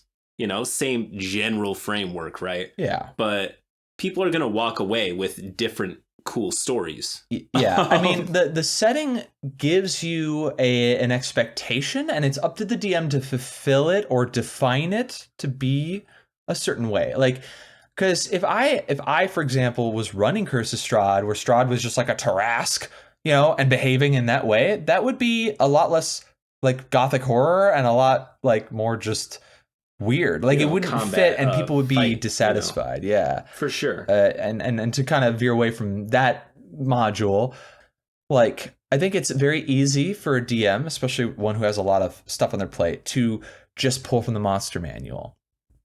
All right. And like you said, these are just like stat blocks and numbers and stuff. Like I know, just because of the amount of times I play, that a goblin has 7 hit points and 15 AC. Like I just know that. And a +5 to hit, I'm pretty sure. Like maybe I'm wrong about all that stuff. I'm pretty sure that's the general goblin statistics. And like, you know, like if I go up against a goblin, I already know about it. Having to role play like I don't know what a goblin is kind of tiring when I've done it a million times before. It's easier than you could believe, listeners, to reskin and create new creatures, like undead especially. There's so many different kinds of undead you could create. Like, for example, like a zombie can easily be like, you know, modified to be like a fast zombie. So instead of being 20 feet around, it could run 50 feet around. It's like freaking, or give something you know, an ability with its bonus action that it can do, or something that like it, you know, normally wouldn't be able to like power it up, and then make it different in the game. So people are like, whoa, what the hell is this? You know, because it throws the experienced players for a loop, and it gives that sense of mortality. It gets players out of their comfort zones. If they go into a game expecting everything to be a certain way, like you need to early on break those expectations. Like they hit a goblin for 10 damage and it doesn't go down. They need to understand these aren't the goblins from the monster manual. You know, like these are individual characters with a specific maybe class levels or something, right? Like, oh yeah, definitely. Sorry, I just maybe I kind of petered out there because that's just the end of my thought there. But like, you know, mix it up. For sure. Change things. I will say this is a bit of a CritCrab DM experience confession, right? But playing in most of my games have been run with like a 2 or 3 or 1 person party, right? I don't often run games for 4 or more people. When I do, it's super good. Most of my players, though, like I mentioned earlier, can't be on the same time. So entire campaigns have been run with an army of 2, right? Yeah. Anyways, that said, that made me realize really early on that if I want to make combat interesting, I need to change a lot of stats because you get 2 low-level characters. You can't create fights that feel super epic. It's not. Yes. They'll feel like, oh, this is all we can really do. A couple goblins at a time or whatever. So very quickly I learned, because my first game was 4th edition, right? I just kind of ripped the minion idea from there. It's something I like doing. 1 HP, but a decent chunk of damage, right? And that's what they do. So now all of a sudden they get to fight little hordes and just, they walk away. Every hit is more meaningful and it's something they really enjoy.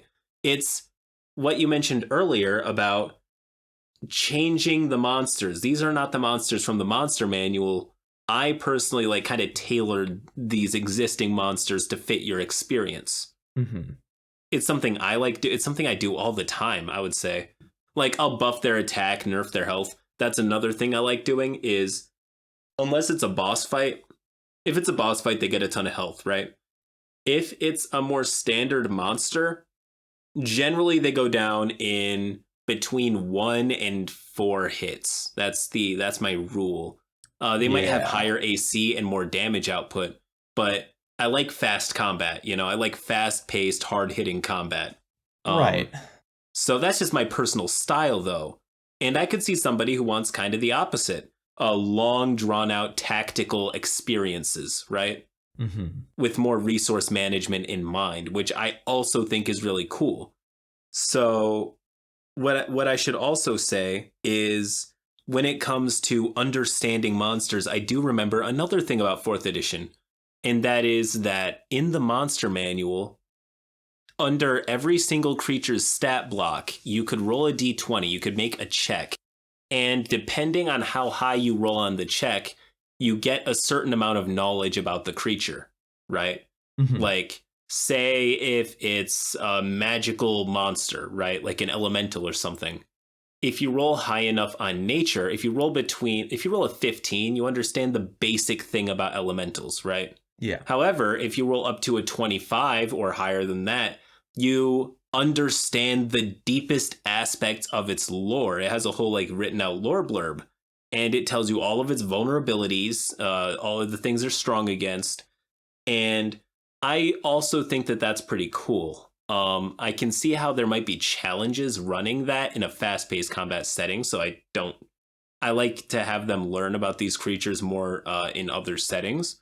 But I think that the idea is inherently, it's a good idea that should be implemented more. I think one thing that I was a little bit disappointed by with the 5th edition monster manual is that they didn't really go too deep into the creature's lore. I mean, there was a good blurb there, but 4th edition, they had these whole written out stories on how they were created and what purpose they serve, and, just tons of amazing lore about them that I really liked. And I'm not criticizing 5th edition by saying that, but if there was ever a 5.5 or, an updated monster manual, it would be cool to learn more about what these monsters are. And, just lots of cool lore and cool stuff about them, for sure. Yeah, for sure. I didn't know that about 4th edition. Oh, yeah, look up the 4th edition. Maybe just, I don't know, look at pictures of some of these monsters. But, there's a little picture, a little stat block, lots of juicy lore. Amazing. I haven't touched the 4th edition monster manual in, I think, almost 10 years now. So, Yeah. But still, there was lots of good stuff in there. I think that what you said has a lot of merit, especially tailoring your monsters and stuff to the player's needs and stuff, like what I did before I even started DMing Curse Strahd was I took note of all the different people's like ability scores and classes, so I know what their saving throws are. I know what their highest and lowest stuff is, so I know if I want to make something challenging for a specific character, I need to target them with a specific kind of saving throw. And if I want to make something challenging for a different character, it's this type of.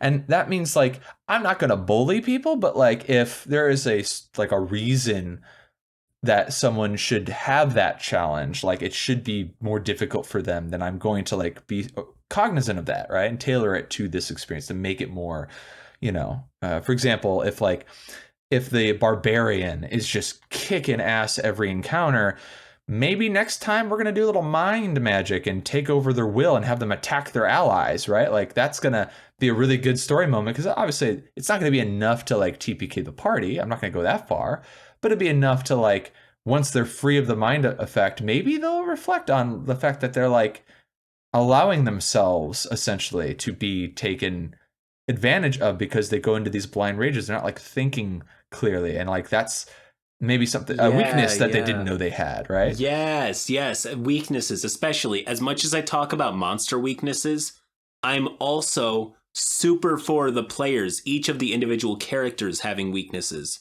A lot of this is more justified in roleplay, backstory, also mechanics, like a fighter or a paladin or a barbarian, is more blind in their brain, but also introducing roleplay weaknesses, like personal failings in these characters' character.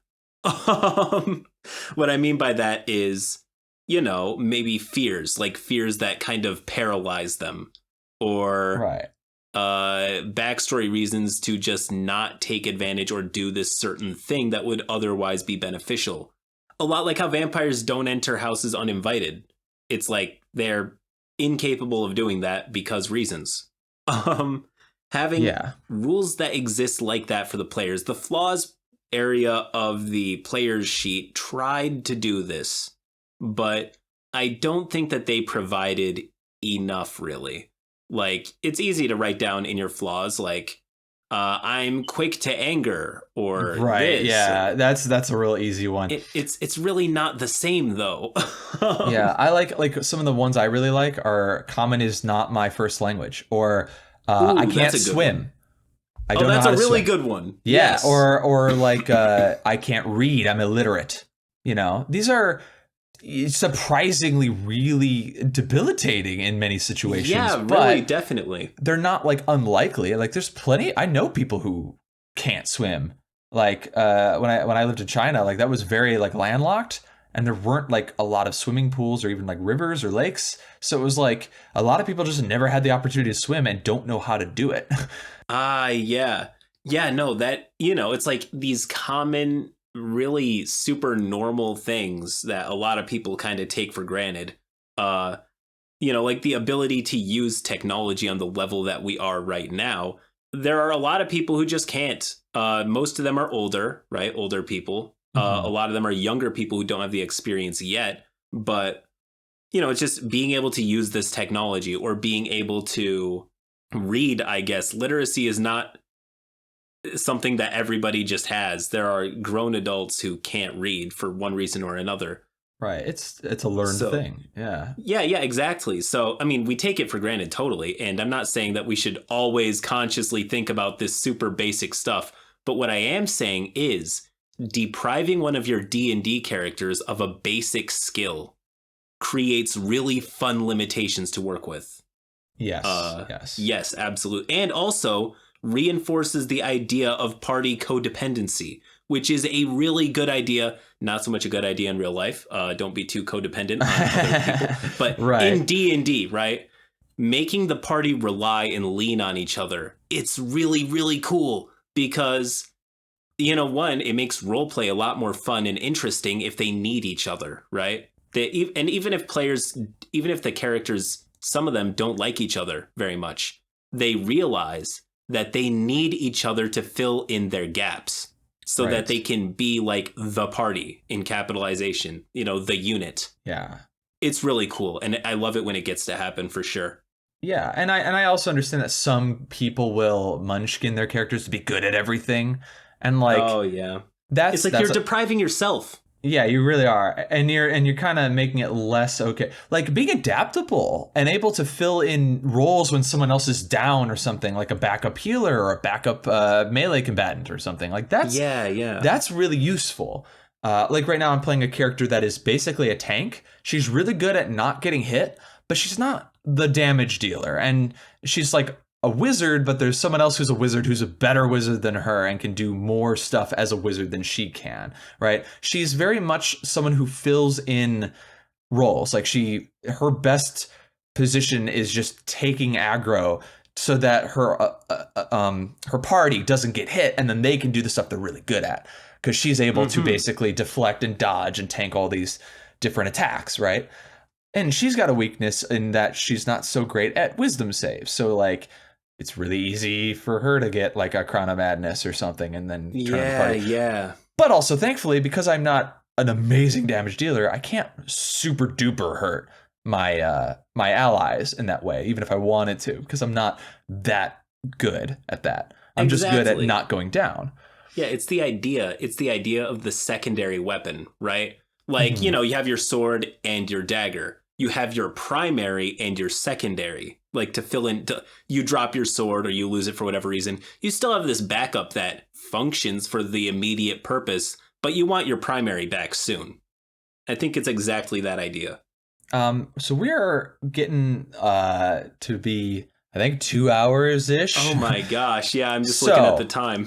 So this has been an extra long episode, but before we go, I want to give you the floor, CritCrab, if you want to share your own story of your own game, or like of a character, something that you've kind of not put in a video, or maybe you did put in a video but wanted to talk about here. Yeah, okay, give me 1 second. I have I've been playing D&D for a while. Yeah, no worries. Yeah. Here's the idea. This ties back into what we were talking about a little bit earlier when it comes to player like mortality, right? Mm-hmm. Understanding that you kind of... This was a big learning hurdle for me. This is when I was a newer DM. I was just at the tail end of my first grand campaign, levels 1 through 20, 4-person party. It was an amazing 2-year-long epic, right? Now, during this campaign, I did have this one problem player, and what he would do is he didn't do anything that was outright bannable, right? And he was a decent enough friend throughout, so, I didn't really know how to communicate with this guy. I didn't really want to offend him and say that his play style was a bit damaging, so I kind of let him get away with stuff. And other players were not huge fans. If I could go back and change that, I would, but this was how I learned that communication is important. Long-term communication is more important than short-term feelings, like short-term offenses that'll go away tomorrow night, right? Right. So this one player, he would just behave recklessly. He didn't take the game as seriously. Everybody else at the table had some experience with D&D death. This was a newer player who was starting to get a bit cocky and like pushing the limits, right? Just in the middle of combat, he'd hurl himself in a certain direction or purposefully cause more chaos to happen. Anyways, during the final boss fight, he got his legs crushed by a dragon because he tried to like power slide underneath a stomping foot or something. Oof. And it was just like, you fail your dex save because he was like a little dwarf barbarian, right? You fail your dex save, your legs are being crushed by, and they're being crushed while they're folded, so it's like even worse because you tried to power slide, so it's like, what are you gonna do? He spent a good chunk of the fight trapped underneath a dragon's foot. Anyway, it finally gets to the epilogue because they end up winning, and this person's in a wheelchair now. Like, his legs are just, it's the end of the campaign, so this isn't going to be a huge detriment, but he's in a wheelchair now. That's just his thing. However, he still wants to do insane stuff. And I would normally kind of make him take a skill check, and he'd usually fail the skill check trying to get his stunt set up. However, if he ever did, then the party would have to fish him out of trouble. It's just what it was. Cue the end of the epilogue, right? Everybody else has said their goodbyes. They've fulfilled their character arcs in a really cool way. This player never did take the game that seriously. And I could feel like a twinge of, I'm getting bored. Everybody else gets a cool, fulfilling arc. I never put any real work into my backstory or character. I'm just here for shits. And now maybe he felt a little bit left out of the big, epilogue. Yeah.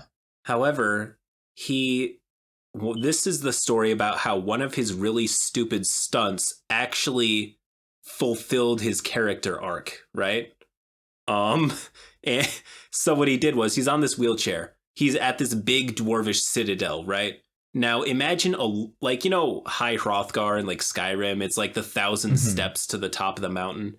Think that, but in like a straight line, concrete steps, wide concrete railway, like to hold like on the side of the steps. What he does is he's getting bored. So he's just like, I use my wheelchair and just ride all the way down on the edge of the railway. I'm not going to be carried down the stairs. And I'm like, dude, I just look at him. All the people are looking at him. We're like, dude, this is going to get your character killed. Like, there is no way you survive this. And he's like, bro, I'm just going to do it, right? Like, I'm going to survive. I'm going to jump out of the way. I'm going to duck and roll. This is partly my failing because he has survived every other stupid stunt so far. But usually the other players had a hand in stopping him, right? Yeah. Or like getting him out of the situation he fucked himself in, right? Like they'll fish him out of the well or, they're always there to bail him out. But there's no bailing him out mid-railway. So they try and grab his wheelchair and stop him, but he overpowers them with his arms and just kind of throws himself up on the railway. And despite the player's best efforts, he's going down, right? Some of the other players, I'd say half of them were just like, fuck, let him do it. We're done helping you, man. Yeah. So he's now going down the railway, right? And in an attempt to show some mercy, shortly after, like he's going really fast, he's going to injure himself falling off his seat, right? But he's not in like death now. Like he's not completely imperiled. If something were to knock him off of his wheelchair, he'd just tumble by the wayside and take some damage. However, I just say like, hey, your wheelchair's going too fast, faster than it was ever meant to. Your wheels are starting to come undone, right? So he's just like, oh, I'm going to try and hold my wheelchair together if it's getting all rickety and falling apart, right? So I make him roll like an athletics check and he manages to keep his wheels together and like and it's like, okay, look. However he succeeded, he rolled like really high there, right? Yeah. And then I say like roll a dex save to maintain your balance because you're going like 80 miles an hour down a railway, right? Yeah. And he's just like, okay, and he somehow succeeds. So I'm like, oh no, he is fucked now because he succeeded all of his saves. That's not something that normal DMs get to say. Right. Now, I made this clear earlier. I didn't make this clear earlier in the telling of the story, but I did tell him this when I was illustrating how bad his situation was. There was like a statue of a dwarf at the bottom of the railway. Yeah. That he was going to, like the ball at the bottom of like a stairway, railway. And it's just like there's a ball there or something or like a little thing. Yeah, it's a lot like that, except it's a big statue of a dwarf. And he is just hurtling towards it at 80 miles an hour, right? Going down, roughly. I mean, 80 is not a specific number, but you get it. Yeah, I know what you mean. So I'm just like, look, little dude, what are you going to do now? Like, what's the play? So he looks at that and says, obviously, I'm going to throw myself off at the perfect opportunity to land beside the, on the other side of the stairway, other side of the stair railway, and just kind of roll it out, And I don't describe to him that even if he does somehow manage to dodge, he is just hurtling towards the ground that fast. Like, it doesn't get him out of the trouble that he's in. So everyone at the table understands this, though. And they're just like, oh, he is dead. There is no getting out of this. And he does fail his dex save. He does fail his dodge. And I just describe how bits of like wheelchair and bone and blood, like one moment there's this dwarf that's perfectly intact, and in the blink of an eye, just chunks of him are flying all over the place. Yeah. He's dead instantly. Now, he actually looked a little bit offended. It's the shock of losing a character. For some, it's like people get attached to their characters. He's been riding this one out since day one for 2 years. Yeah. I don't think he understood that he could have died. And that, I believe, was a failing on my part and, of his and of all the players. I think that was something we all sort of fueled into with them bailing him out and with me allowing it to happen and never communicating. Yeah. But he did look a little bit perturbed and I felt a little bit bad. However, I kind of had a moment where I was like, wait, I can maybe salvage this. It really depends on how agreeable and what his temperament is. Because he is still, at the end of the day, his character is a highly revered hero who saved the world, like who helped towards, defeating the dragon, saving the world, whatever, right? So he was just seen as the stupid Avenger, right? Yeah. Like, that's what they call you, Hulk, the stupid Avenger. Yeah, that's kind of it. So I described how, given that the statue was also really damaged, they simply replaced that statue with a statue of him. And how daredevils or, lugheads from like the world, all like several generations of daredevils have attempted to survive going down the stairway on a wheelchair. It's like a pilgrimage. Tradition. Oh, wow. Yeah, and it's just like something that generations have tried to overcome, but they have all failed to survive, or they chicken out. And he got a kick out of that, right? Yeah. Like, he's like, oh, like, he took it really well, actually. And he was kind of pleased with himself. Like, oh, yeah, I get a fulfilling character arc, too. So it's like, it is a tale of, initial pitfall, defeat, but then, a sort of, because after that, he was a much better player who understood his mortality better and tried for self-preservation more, made him more popular with his fellow party members because he's not being that stupid anymore. But he was also having more fun with this newer take on the game. Yeah. So I think it's more of a bittersweet, happy ending story for sure. It's one of my favorite learning moments as a DM. And I bet it's one of his favorite learning moments as a player for sure. Yeah, I think you definitely saved it by giving him a legacy, and not just saying you die unceremoniously on the ground and everyone forgets who you are. Like, no. You get your own statue, and then other daredevils and crazy lunatics like yourself flock to this area to try the stunt. Some people also die, but they also weren't heroes that defeated a dragon, so they don't get a statue like you do. Right, exactly. You're still the most important person here. Yeah. That's a very sweet way to like kind of soften the edge of a death that he kind of chose for himself. Yeah, like, oh yeah, definitely.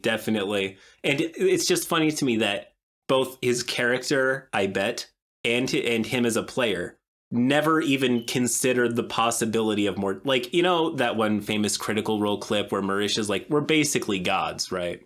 And jumps off of a cliff, just free falling. Right. And is like, I'm just going to turn into a fish and land in the ocean. And it's that simple.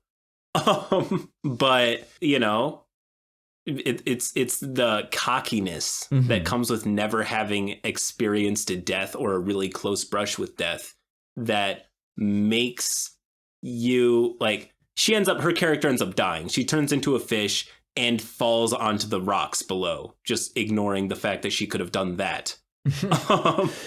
So, yeah, and that, it's the we're basically gods attitude that gets you killed.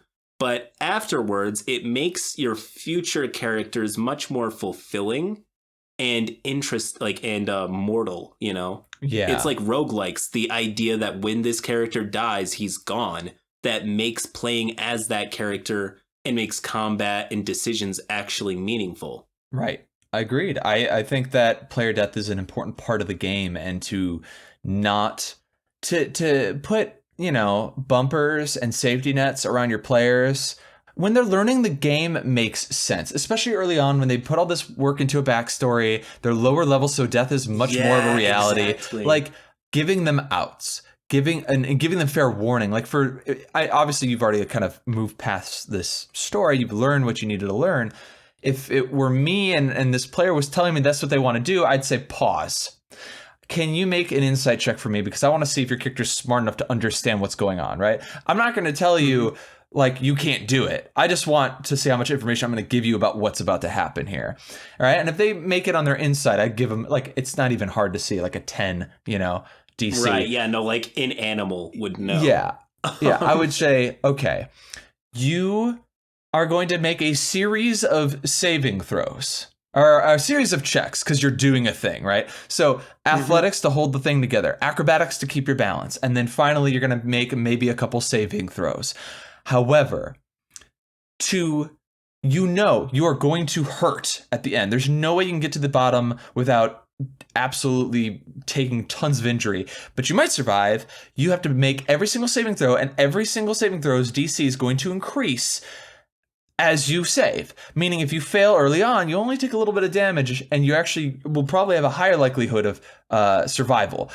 But the more that you make, the worse it gets. So if you do not make every single saving throw, you will most likely die at the end. Yeah, like every time you succeed a saving throw, your chances of death increase by a lot. Yeah, your chances of taking critical damage increase by a lot. That would have been a much smarter way. If there was like some sort of wisdom or intelligence saving throw to tell him like, I actually want to see if your character is like, I just thought of this. I have not considered it too much, but I might even make them have like a willpower wisdom throw to like, you know how it's hard. You're not going to take a cleaver and cut off your own hand. Your mind really puts up protection for you to stop you from hurting yourself usually.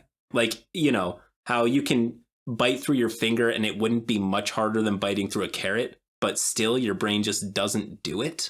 It's that instinctual. Exactly. I might have put that up because it's like, this is clearly suicidal. Right. But, I mean, still, thanks for sharing. I got to get going because I got a booster for COVID I need to go get.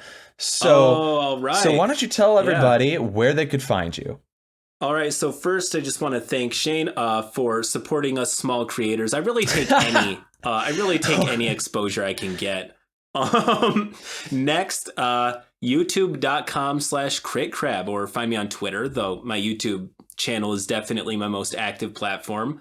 You're probably listening to this on YouTube. So yeah, you can just find me right there. I make a lot of podcasts I've collabed with other people. I make episodes a lot like this to where you can just sit back, listen to my RPG stories playlist, all of them, all like 200 or so in chronological order. Super good. So yeah, you can find me there. Awesome. Thank you for being on the podcast, and hope to have you on again sometime. Yeah, for sure. It's been a lot of fun. This is the longest I think I've been on any show, but you're a really good host. So yeah. Thanks. I'm gonna leave that in.